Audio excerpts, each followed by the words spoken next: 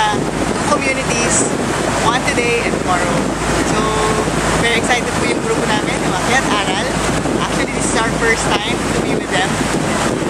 Yung dental group, together with the medical group. So, we're really excited kasi tagal na namin pinaplano to at ngayon, natutupad na. We give 400 children, 200 for the first community and 200 sa second community. Yung mga bata po na hindi napupuntahan, wala daw po dentista dito sa area nila. So, i-ocular namin at the same time sa initial visit.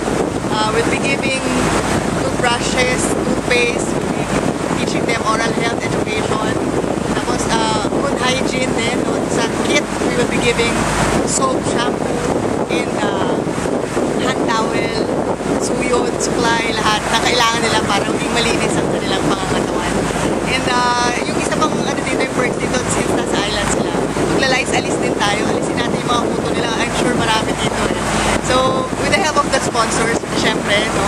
Tsaka yung mga generous sponsors na nagbigay at nag-volunteer na magbigay ng tulong para dito sa mission na to.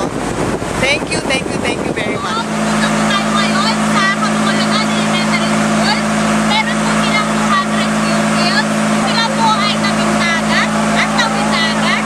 Sa atin ang buhay ay makinisna at pagkakobra.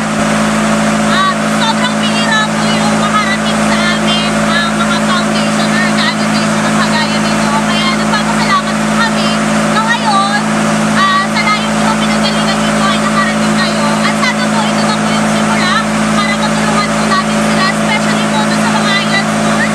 Napakarami po nilang mga kailangan at nakulungan. Makikita niyo po pagpunta po namin doon. At sana po ito na yung simula na magtuloy-tuloy na para ang mga lugar sa isla ay mapuntahan ng mga organization sa kagaya nito.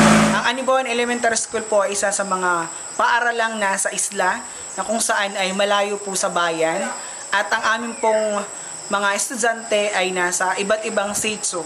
Mula po dito sa aming paaralan, ang aming pong mga bata ay ang iba ay nagbabangka at naglalakad para po makapunta dito sa paaralan. Dito po ay wala ding kuryente at kami po ay malayo. So ang solar po na inyong ibinigay ay malaking tulong para sa amin. Ang mga supplies po na ibinigay ninyo ay makakatulong sa aming mga bata para sila ay mahikayat na ayusin ang kanilang pag-aaral at matustusan yung kanilang pangangailangan. Dahil po sila ay, sabi nga ay marami po ditong katutubo, marami IPs, so wala po silang kakayahang bumili ng mga gamit at pinagtsatsagaan po nila yung mga bagay na meron sila. So malaki po ang tulong nito sa kanilang pag-aaral at ganoon din po sa aming paaralan. Kasama po ang aming mga guro. Sobrang saya namin ngayon at nakapunta kami ulit sa Bordeos. Pangalawa at pangatlo ng school ko na in-adapt natin. So, yung kahapon, nakita namin yung saya, sobrang saya ng mga bata kasi minsan lang daw talagang may nagpupunta sa lugar nila at nagkaganyan. Yung pinapasaya sila, sumasayaw sila, kumakain, binibigyan ng school supplies at and then of course, ngayon, pangalawang school na natin, Aniboan.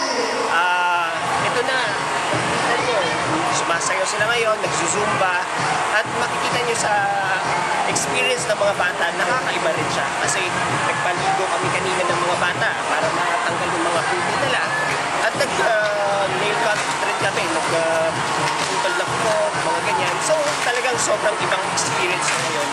And salamat naman at least ang pandemya na to hindi naka-hinder or nakapigil sa atin kasi dito at matulungan yung mga bata.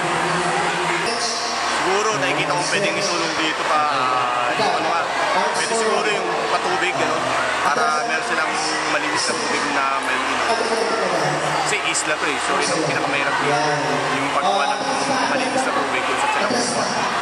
Saka isa pa, balita ko, wala sila ditong library, so yun, siguro gusto na pagpunta, mabigyan natin sila kung paggawa ng maliit na library para kahit walang paso, makakapag-aral pa rin yung mga bata. Meron naman po tayong napagtagumpayan na proyekto na ito,